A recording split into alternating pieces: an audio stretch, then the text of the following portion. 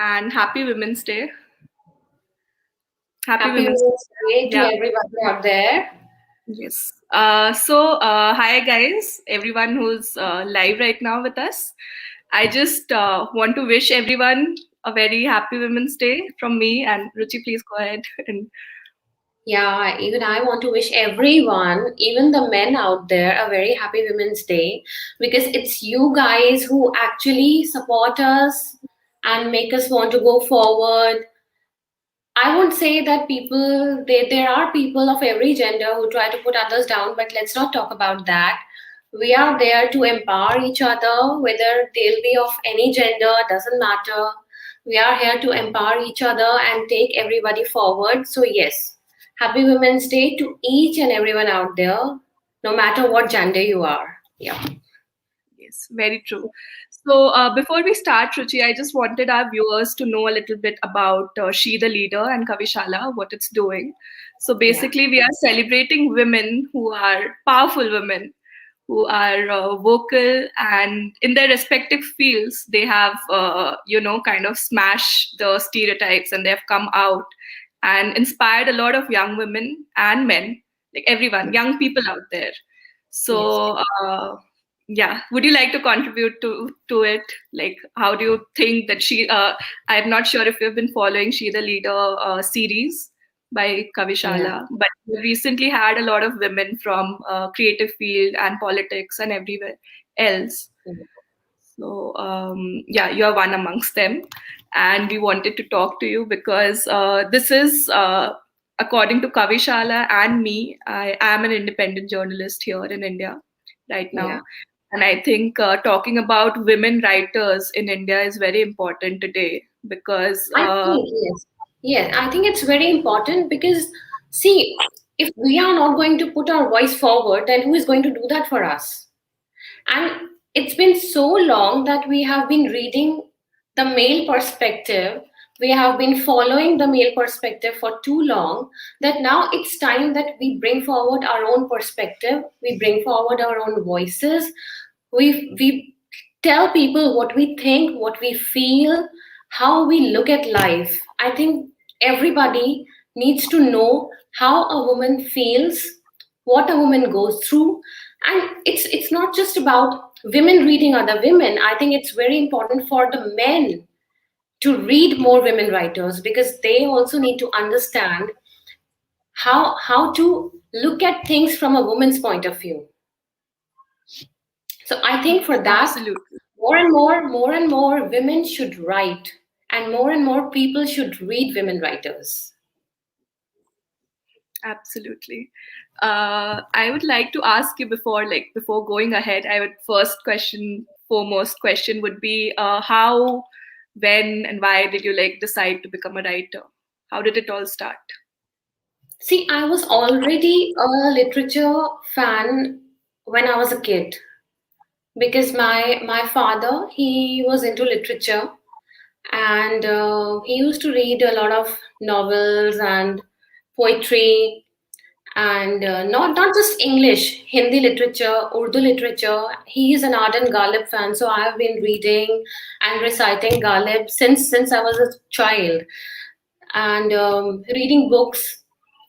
That has been there with me since childhood. So when you read a lot, what happens is you tend to think and imagine better. That's what happens when you read, and when your thoughts and ideas, they start building up, then you need an outlet. Yeah, And when you need an outlet, then obviously either you recite it, you speak about it, or you write. And I don't think I'm a very good speaker, so I thought writing came naturally to me. And one and day, when just I thought that I should write. I did not start writing as in, but I started writing how I felt about things. That's how I started. okay, so it Poetry started as and the stories they journals came out and later. okay, I'm so sorry. So it started like personal blogs and journals, was it? Not even blogging. I mean, I have a blog. It's a poetry blog, but I started writing on paper with a pen. That's how I started. I mean, That's it was like long back. I was still a kid, and I was always an emotional kid. I used to feel too much. I still am a very emotional person, a very sentimental person, and it's a curse actually, a curse as well as a blessing. boon to feel too much. So I was always like that since a child, and at times I did not know who to went out to. So I started scribbling down, and then thoughts started coming up. And then I thought I was also an ardent poetry fan. So I thought, okay, why should I not pen my own poem and vent myself out through words? So yeah, I started writing poetry when I was like 13 or 14 years old. Yeah, That's how it began. Yeah. that's really impressive.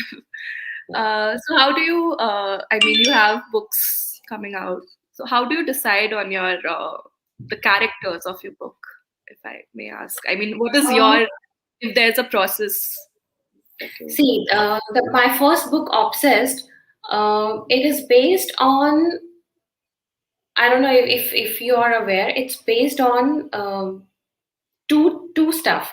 One is Greek mythology, wherein Electra she um, she murders her mother to avenge her father. Okay. So it's No, I based on, haven't read it, so that's why I'm asking you the question. I yeah. haven't actually yet read it.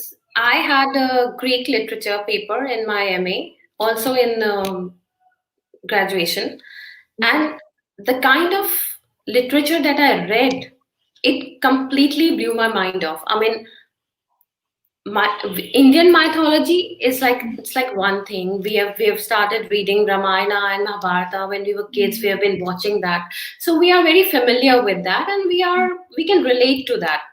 But Greek mythology, it was a world beyond world, and I was so fascinated by those characters that they started, playing in my head. And then I started reading about psychoanalysis and all that, Carl Jung.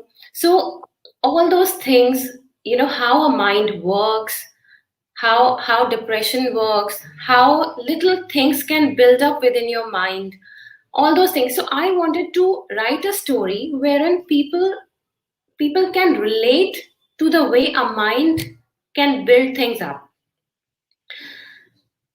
It is a very different kind of a story. It's not your everyday romance. It's very dark, but it's also very poetic.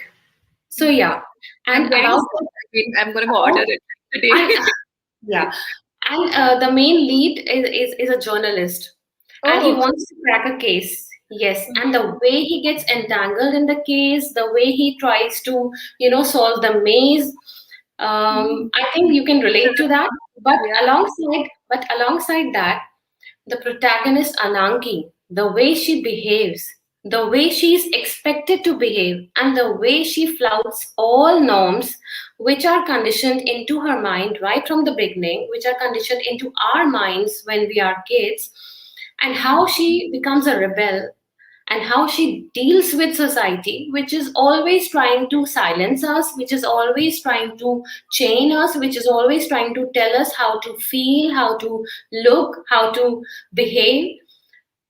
The way she moves across that, and the way she Let's thrashes not that give out the let's not window, give it too much. I I mean, think people should like it's, just order it and read it. you know, you know, Sounds interesting the and only related.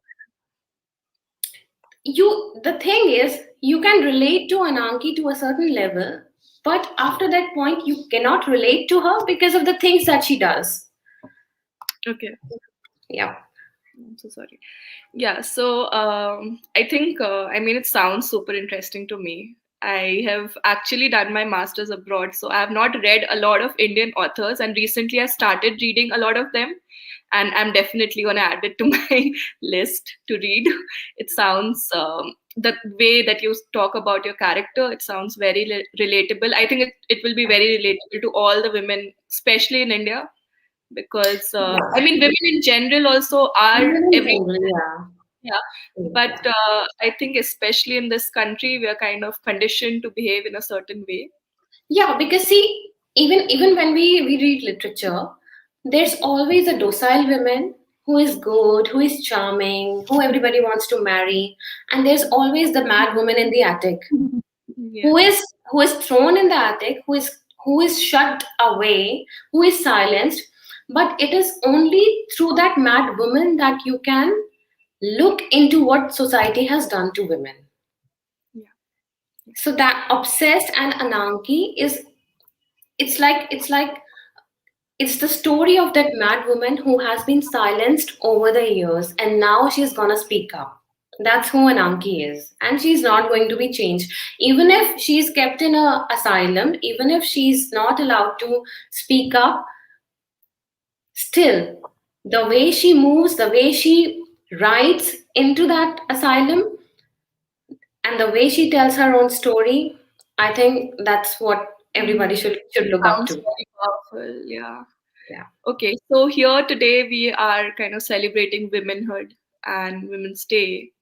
What is your idea around it? I mean, the concept of celebrating it, an individual day dedicated to, a gender. What is your thoughts about it? I think I love it. I mean, I know a lot of people say that why one single day? I mean, we do have our birthdays. We celebrate our life in general. Everybody does, and we should.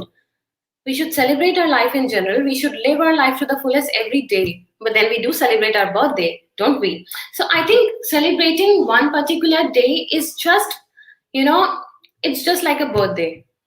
Mm. But there's a lot of conversation around it, especially, I mean, I've seen you're quite vocal on Twitter, right? You must Yeah. have seen the whole, I mean, Twitter is everyday place where a lot of debates and battles happen. So yeah, so yesterday, I mean, I think yesterday or today, somebody, BJP person in Rajya Sabha said that, why do we not celebrate International Men's Day, like, so nicely? No, please go ahead. Nobody's stopping you. Go ahead and do it. We'll celebrate it along with you. We don't have a problem with having a men's day. But yeah, see, celebration, it should come from within. That's what it is about. If women, they have a reason to celebrate, let them. If men, you have a reason to celebrate, you want to have your day, go ahead, have it. We'll celebrate along with you. Yeah. So do you like the battle happening around, like today there was a lot, you women you want equality, but yet you want a day dedicated to you, and that whole conversation. What are your thoughts on it? I just want to know. See, that's what I'm saying. Having a day dedicated to women, it's like celebrating the essence of it. It's about celebrating what we are. It's about celebrating what we are leaving behind, and celebrating the fact that over the years that we have been silenced, we have been pushed aside, we have been relegated to the kitchen or whatever. Now that we are coming out, we are happy, we are building our own lives, we are independent, we are financially independent, we are sexually independent, we are emotionally independent. If we want to celebrate that, what's the harm in that? Let us celebrate. Yeah. I mean, let's get this conversation into a lighter note. I just want to share this one, these memes that happen on Twitter. So there Yeah. was this one person, I won't obviously name that person. Some person commented that दीदी को equality भी चाहिए, फिर दीदी को women's day पे discounts भी चाहिए, and jokes on similar themes. Yeah. So See, what is your if brands, no. The thing is, if brands are giving discounts, we'll avail it. It's as simple as that. You don't want to discount, you don't discount. If we'll get discount, we'll avail it. As simple as that. You don't want to give something, don't give. If you are going to give something, if you are going to enter that bandwagon, you are the one who want to score a brownie point and then you are cribbing also. That's so unfair. You are making profit out of that, so you yeah? should not complain. Definitely. I think I agree with you. Yeah. Uh, Also, it's Sahil's 100th anniversary today. Yeah, How much do you admire him and his work? I mean, do you a want to lot, talk? a lot, a Let's lot. I think now I yours. think I think Sahir Ludhianvi is the poet for the underdogs. I mean, you can read him, you can relate to him. He writes in the most simplest of words. You can hum him. Whenever you're feeling down, you can just play a Sahil Ludhianvi song and you can see all your sorrows melting away. I think that's the power of his words. Okay. And when, I mean, at what age did you discover Sai, if I may ask? I mean, Oh, very young, very young. As I told you, my father, he was into music and literature and ghazals, Ghalib, Sahil Ludhianvi, all that. Mir Taki Mir is one of his favorite. We used to listen to Binaka, Top 30 and Sabaka and all that, those things used to come on radio. So in those top 30 songs, some of the old songs used to come up, the classics, and I used to listen to those in my childhood days. And my father, since he's a Kishore and Rafi fan, so a lot of those songs used to play, and I used to find them so soothing, and that's how I could relate. I mean, would you like to recite some for Oh, our wow. audience? Please do. I I mean, am a very there are a bad lot of singer. it's okay. I mean, actually, there's the whole point of Kavishala, and us talking about poetry, and how the generation right now is. Yeah. It's of the Hindi ancient poetry, and everything is kind of stopping to like exist, and people are quite unaware about it. And people like Mhm. who like you share these things, and we kind of dig into it, and we talk about it, and then we learn. So yeah, I mean, I think you should really, because a lot of people here in our audience are quite like millennials and Gen Zs who Yeah. are very unaware of these people in general. That's true. That's true. I think I would. I'm not a good singer, but I'll try. I would like to sing my Paldo Palka Shairu because I think Oh, I wow. relate to that the most. And I think every poet and every artist can relate to this song so much because eventually it's all a bubble. We are here for a short while and then we are gonna go. And what are we going to leave behind? Our memories and words. So yeah. Sure. Um, मैं पल दो पल का शायर हूँ, पल दो पल मेरी कहानी है, पल दो पल मेरी हस्ती है, पल दो पल मेरी जवानी है। मैं पल दो पल का शायर हूँ, पल दो पल मेरी कहानी है, पल दो पल मेरी हस्ती है, पल दो पल मेरी जवानी है। मैं पल दो पल का शायर हूँ। Thank you.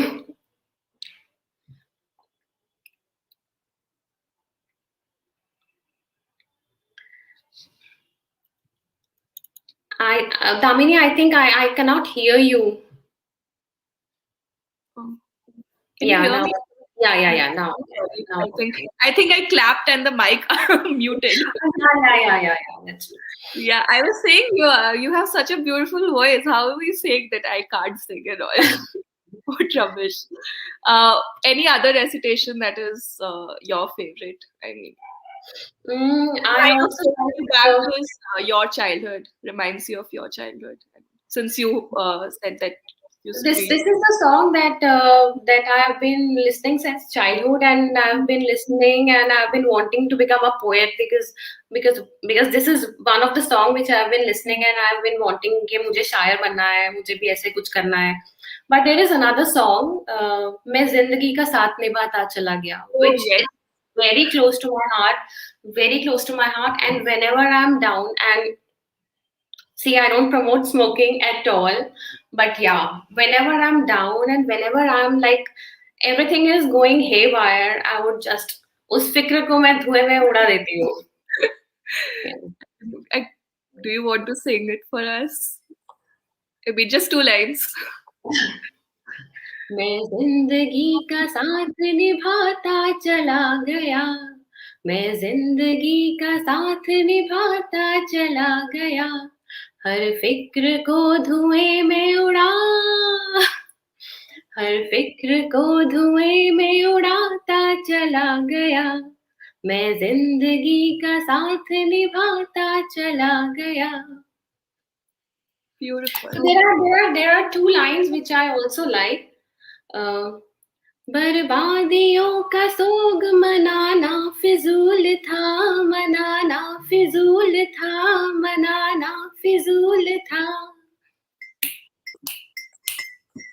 बर्बादियों का जश्न मनाता चला गया, बर्बादियों का जश्न मनाता चला गया, हर फिक्र को धुएं में उड़ा. बहुत खूबसूरत. I mean जो लाइन आपने बोली वो बहुत ज़्यादा सुंदर लाइन है. I can relate to Yeah, it. So yeah. like you are saying this, for me, I grew up with my grandparents and mere daji, he used to listen to Jagjit Singh a lot. So I Okay. know all his songs and that is for me like Mhm. the same, I can relate to it. Anyway, Yeah. so I wanted to also ask you about, so when I came across your, your profile, your poetry, there was this one poem that you wrote about lockdown. Oh, yeah. I mean, it was not intentional at all. So I was just sitting, and you know how things got in lockdown. It just got onto our nerves and all. And I was like, what the hell? I mean, क्या हो रहा है ये? क्यों हो रहा है ये? मतलब अब बाहर जाना है, अब अंदर बैठे बैठे क्या करो? So all those thoughts were coming, and I was like, okay, I should write something and I should post something which people can relate to. So Yeah. yeah, that's how the I lockdown did poem. decide that one. I mean, I remember seeing it everywhere and everyone loved it. I remember. Please, for our audience, would you like to recite? No, it's so embarrassing. I don't remember the entire poem, but yeah, I would. It goes like this. मैं तुम्हारा lockdown बनना चाहती हूँ. Yeah, I remember. मैं तुम्हारा Yeah, lockdown करना चाहती हूँ. yeah. And I So remember I got trolled also for this. I got trolled also because I don't know why. The thing, that the would thing is, happen. people were like कि यार तुम lockdown बनना चाहती हो, हम already lockdown में हैं, तुम लॉकडाउन बनना चाहती हो तो लॉकडाउन बन जाओ. And I would like to become your lockdown. Can I come? Can I come? And I was like, oh God, ये मैंने क्या कर दिया? Because you get all kinds of reactions, and you cannot control them. Although Yeah, the poem, it was a very simple poem. It talked about getting along and being together and doing spending that time and doing wonderful things together. But it got a very mixed kind of a reaction. yeah, I remember. So that's why I mean that was the point we were. I taking to my next question Yeah. because women writers in India especially I've seen a lot of and like you mentioned you got trolled for a simple poem which was just you writing about what I mean it was lockdown you were going through we were all going through a lot and Yeah, a lot of people see people who are into relationships and people who live alone and who meet their loved ones every day or like once a week, and people who are living in different cities, they got locked in and they couldn't meet their loved ones. They were feeling alone, lonely. So I wanted to write something that would cheer them up, right? yeah, And people did relate to it, but yes, a lot of memes and a lot of trolling tweets were done. So yeah, it's okay. I think that's the part of it. yeah that's yeah so taking it further to my next question was about being a women writer in India. uh, we can go on and on about it, right? I mean, there are a lot of things that comes with it. I want to know your experience when you started, publishing your work, and when you reached to a point where your work was being recognized and known. Uh, yeah, please let us know about it. I had a very struggling time getting published. I would not say it was easy for me. I would not say that I could make it like in a year or so, like many other people who are literally very lucky. I completed the book. I started writing the book in 2011. I completed the book in 2014 and I got published only in 2018. And those 4 years, they were a trauma, literally. I mean, I sent it to every publishing house in India, big or small, and I didn't get a response from anywhere. Like either it would be like you need to do this. Some of the people, I'm sorry, some of the agencies they used to tell me that okay you can do this better, you can do this better, but s- the publishing house they just don't bother. They won't even reply to you, and that is something which hurts a lot. Your work, your heart and soul you put in there, and then you don't find it on the shelf. That's very heartbreaking. I got to a point, I was so much in despair that I tore up the entire manuscript. I still have that picture. I tore the entire manuscript, and there was this huge pile of papers lying on the floor. And I was like, that's it. I'm not gonna do it now. I'm done. But then, because I was going through a rough patch, I started writing on Twitter. And from there was this friend of mine who became friend through Twitter itself, Ravinder Singh. He said that okay, you write pretty well on Twitter and you have a good following. Why don't you write a book? And I was like, I've already written a book, but nobody wants to publish it. They say that it's not suitable for Indian markets. And he was like, okay, send me the book and I have my own publishing house. I'll see what I can do. So I sent it to him and he was like, okay, yeah, that's a really bold subject. And mine is a new venture. So I'm not going to take the risk, but I'm going to pitch your book forward to Harper. And I was like, okay. So then he had a meeting with Anand, and he just told the storyline to him. And Anand, the CEO of HarperCollins, he kind of liked the plot. So they asked for the manuscript, and they went to the manuscript, and they wanted me to make certain changes, and I did all those. And then it took me 1.5 years to bring out those changes which they wanted, and then finally in 2018 it got published. So that was a really long journey. Yeah, so like you said, it was such a struggle, right, to get into, and finally, you got vocal on Twitter, you kind of leveraged your following, and that's how you made contacts, right? And it's Yeah. so difficult for people who are not even, I mean, there are writers in small That's towns, what. right? And Sorry, but that's what. Sorry to interrupt you, Damini. That's what I'm saying. I mean, Twitter is such a beautiful platform, and so many creative things can be done through Twitter and through social media. And the way it's going on and on into negativity, it's like beyond my understanding. I mean, you can use something so beautiful for constructive purposes, and all people nowadays are doing is putting each other down and trolling each other, abusing each other, making fake profiles. So all this negativity has seeped into social media, which is again very demotivating. But yes, I got my break. I would unabashedly say that I got my break because of Twitter, and I'm very thankful to Twitter and Ravinder for that.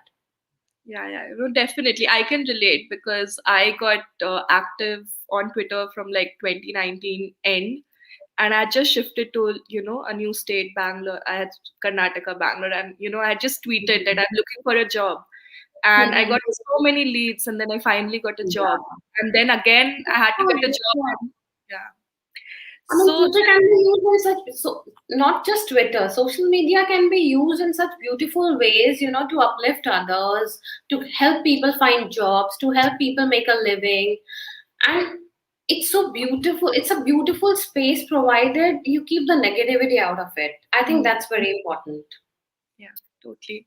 Going back to your struggles of as Yeah. a women writer in this country, because writer like you, all women writers in India, there are a lot of young girls who look up to you, and they kind of I also want to become a writer. How do I go about this? So, what are your tips to them? I mean, if you had to just tell them like five things to them that what they should focus on, how where they should work as a writer. I would just say only one thing to them, that be true to yourself. That's it. Whatever you are, don't bend, don't hesitate, don't change. Be true to yourself. Do whatever you want to do. Write whatever you want to write in whichever way you want to write. If you are persistent, people are going to read and accept. That's it. That's a beautiful advice. But I mean, just going further to this, because Hmm. I personally come from which is considered to be a small town. Okay. So there are, a lot of girls here who, I mean, okay, they're writing, they know that their writing is probably not going to be published. Okay. There are, like you said, you were writing to publishers. Nobody like responds. I'm so sorry about the Okay. disturbance. Hmm. Yeah, so nobody even responds. Like they don't even have the decency to send a Yeah. message back that Send a rejection sorry. mail. They don't Yeah, send even a rejection mail. Yeah, that's true. yeah, That's true. exactly. So for them, not even they are at a very like you persisted and you were at it. There are a lot of people who lose were not as strong. I mean, I won't say not as strong, but they just they're like, okay, nothing is gonna happen. They just lose hearts and then just they go into corporate or do something else. To them, what will be your message? That I think if you are not getting into, I mean, unluckily, if you are not getting into um, the publishing thing, like a paperback or something, or you're not finding a good publisher, I think Kindle is the way to go for you. Self publish. Earlier on, there was this whole, what do I say? It still is, but there was this divide that only if you get a big find a big publisher, then you're gonna be read. No, it's not the way. Your content should be good. Even if you self-publish, people will read it, people will accept it, people will appreciate it, and the publishers will come to you. So I think what needs to be done is you need to focus on the writing. Just practice and make your writing better. That's what you should focus on. Even if the publishers are not accepting it, doesn't matter. Don't lose heart. Go for self publishing, go for Kindle publishing, make your own way. And if your content is good, then obviously the publisher would come through. that's In nice. fact, in fact, a lot of people, there are a lot of my friends, there are a lot of my friends who write well and who are now choosing to self-publish. They don't want to publish through a big Yeah, publisher. And they are making a huge money out of that. Huge money. my So next question that's was the around most, the same. I yes. mean, the money factor. Yeah. uh, Women writers in general, because I come from a journalism Mhm. background, and writing, content writing, and the writers paid here in this country are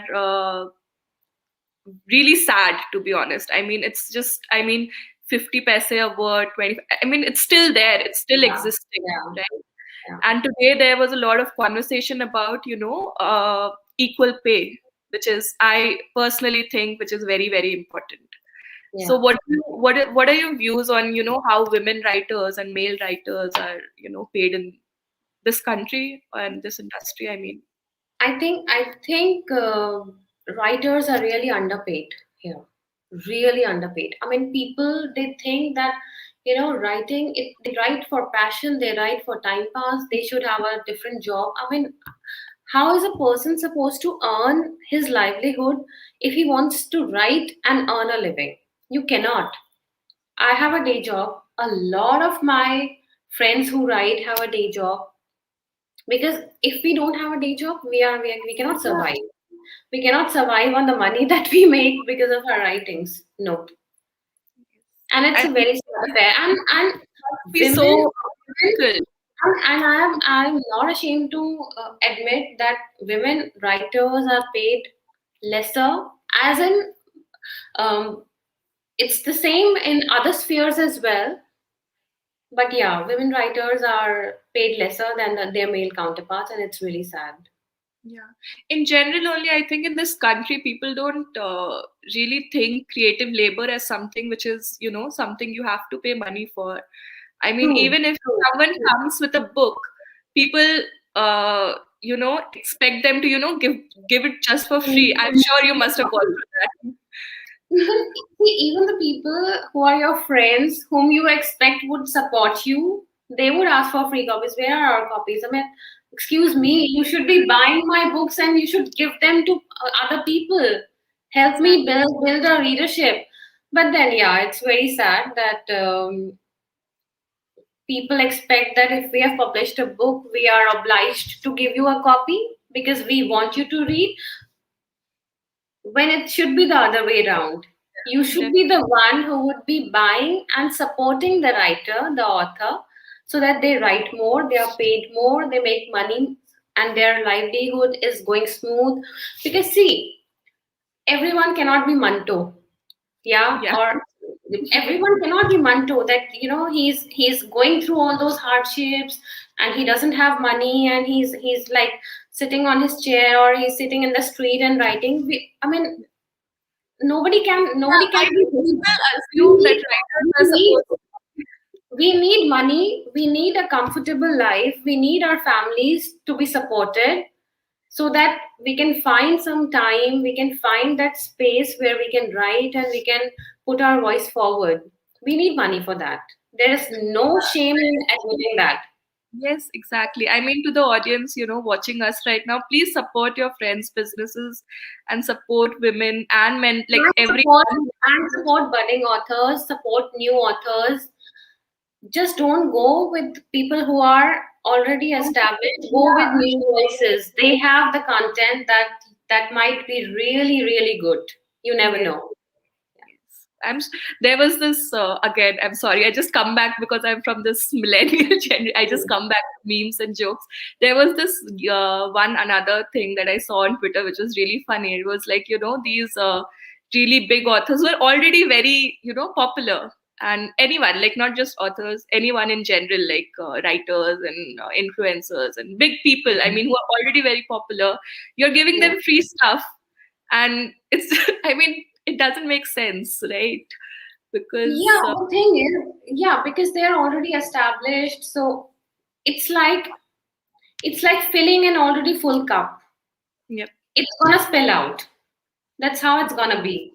Yeah, But yeah, because the popular you are, the more people think that you can influence and you can bring out the word. So yeah, they have their own perks. the influencer culture is obviously like it's a whole other thing. I'm not saying it's wrong, it's Yeah, bad. They have earned that. They have earned every bit of that. If they are yeah, getting something now, they have earned it. yeah, Through their hard definitely. work, through the time, they have earned it. I'm just saying that the budding authors and the budding and the new writers, I think the brands, I think the people, the readers should support them as well. There's no competition. I think we all can read each other. We all can live in a harmonious space where we can help each other creatively and we can help each other grow. Life always does not have to be competitive. Yeah. It can be harmonious. I think that's what I feel. That's a Yeah, beautiful thought. I mean, community over competition every day. I believe that too. definitely. Definitely. So, also another important, I think, aspect of because you're an author, I would like to ask you how important do you think marketing of a book is, and It's how do very, you very important. It's very important. Yeah. would you like to like tell us a little about how the whole, because there are a lot of people, maybe I'm sure there are, because a lot of people follow Kavishala who are budding writers and Yeah. probably budding authors. So would you like to talk a little about how the whole process goes? I think uh, looking at today's, the way things are today and the way people are receiving content, looking at that behavior, marketing, I think, is the key. You have good content, okay, fine. But the way you bring it out in the market, I think, matters the most. And it's not just, social media. I think word of mouth is still the key. Yeah. The more people talk about it, the more people are conversing about it, the more it will sell. I think that's how it goes. And that's what my friend Ravinder, who is a very established author, he says that social media is good, but eventually it will be the word of the mouth that will sell your book. So you have to generate conversations around your book. You don't just have to post stuff about the book. You have to generate conversations, because when people are talking about your product, then different individualistic points of view are going to come out, and the way people will conceive it and perceive it is going to be different, rather than just looking at a post and scrolling it down. Yeah. You getting it? So Yeah. I think generating a conversation around the product is the most important to marketing. Still believe, like, personal communication works better than, all these marketing gimmicks. Actually, it brought to my, like, it kind of linked to my another question, which was, how in the last 5 to 10 years there has been a major shift in the whole writing community, also the marketing bit, also the everything about, authors. There's like, people didn't know who is behind the book like 10 years Yeah, ago. People didn't yeah, know them personally, right? right, Now, right. now we know now we know our authors. Now we know, I mean, everything about, kind of like, Yeah. their personal life, who they listen to, True, what they true. talk about. So how do you think it has shifted, the industry has shifted, and what kind of changes do you see? I think, yeah, you see, the way an author grows is very much linked to the way uh, the readers perceive them. And I think the way readers perceive an author is very important in the way um, an author or a writer presents himself or herself on social media, because that is the medium where you can interact with your reader directly. Through a book, you are interacting with the reader indirectly. You are not directly conversing with them. It's like a one-way process. But through social media, it's a direct. With a click, you can have a conversation with the person you want to. So I think it's more direct, and the people who are reading you, who are reading your books, they get to know a lot about you, about what is going into your mind, and what makes you write. I think when they know all that, they can relate to the book better. They can relate to the product that you are giving them better. Okay. But do you also think there's now like a kind of a pressure to, because I mean, of course, when you're writing a book and, with your audience, you have, when, at the times when people used to exchange letters and, Uh, the person was please all, don't, please don't start. Please don't start. वो मेरी दुखती रग है. मतलब मैं भी ना literally ऐसे तरस गई हूँ कि कोई मुझे एक चिट्ठी भेज दे और मैं उसको खोल के पढ़ लूँ और ऐसे बस अपने सीने से लगा लूँ, उसके साथ सो जाऊँ.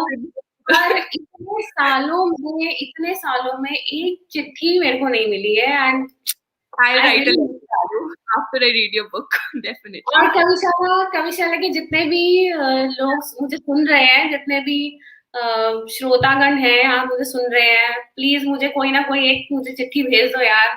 मेरी बहुत दिल का तमन्ना है कि मैं एक चिट्ठी पढूं. Yes, exactly. I mean, I was getting to that. That was, that the feeling that's attached to, getting a letter from your reader, and, the whole thing that, and here, when after the whole feedback thing has shifted to, social media, you get like a paragraph of, okay, this was nice, this was not nice. So do you think you have like a little bit of pressure about how you present yourself on social media, because your Yeah, audience I think there is. See, again, I would go to Plato and Socrates. The idea of good and the idea of beauty, it's all mixed up today. What appears beautiful to us, we think that is good also. I know it's a very fucked up, I should not say the word, but it's a very fucked up scenario, that Yeah. people think that what is beautiful, what is charming, and what is pleasing to the eye is also pleasing to your soul when it's not the case.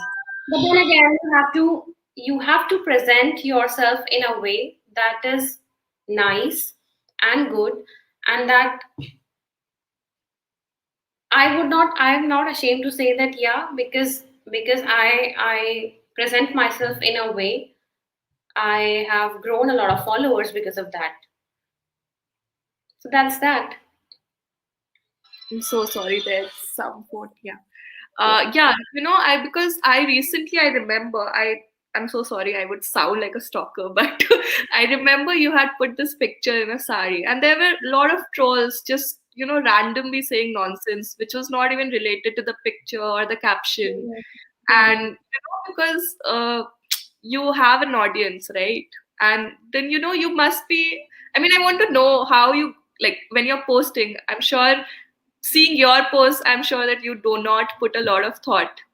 But do you think it takes a lot of courage to, come to a point It where, yeah, it takes a lot of courage. Plus, I post and then I shut it down. That's what I do. I don't read the comments. People complain that I don't reply. I don't. If any of my Instagram or Twitter or my other followers are listening, I don't reply because most of the times I'm not reading the comments. That's why I don't reply. Because when you start reading all those comments, obviously, being a human, somewhere down the line they would bother you, and I don't want to bother myself. I want to post what I want to post, and I will post what I would want to post. So I'm not gonna change for that matter. sure. I Either mean, either I think that's a either very, either you like it or you don't like it. That's not my business. And that's the same with my writing as well. I'm going to write what I want to write. Nobody can make me write something, and nobody can not make me write something. wow, that's quotable. I'm gonna use it someday. That's really nice. It was wonderful talking to you, Ruchi. I had a very Yeah. good time. I think we have another session at 9, so we kind of Yeah. wrap up now. It Our was audience had a really nice. lovely. Yeah, it was so lovely talking and sharing my thoughts. And please pardon my singing. I know it was. No, it was beautiful. So I'm sure our audience loved it, and I'm sure they learned a lot about very important things, because usually there are, we don't have a lot of people teaching how to get into the creative industry and what really goes inside, publishing Yeah. or writing. So I'm sure they learned a lot. So thank you for that. There's Uh, one last thing that I would, if you can read. oh, I know this. The viewers, Yeah, that's the motto. yes. Yeah. On that note, I would just want you to say some parting things for Kavishala.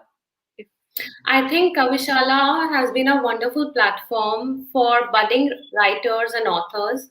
And I congratulate them, and I literally wish them all the best for future and keep doing the good work. और please हमारी भी writings को promote करना. Yes, I'm sure we'll all do that. Thank you Yeah, so much, Ruchi. I think we're going to end this now. Thank you so much sure, for joining us. sure. Happy Bye. Women's Day Bye, once everybody. again. Happy Women's Day.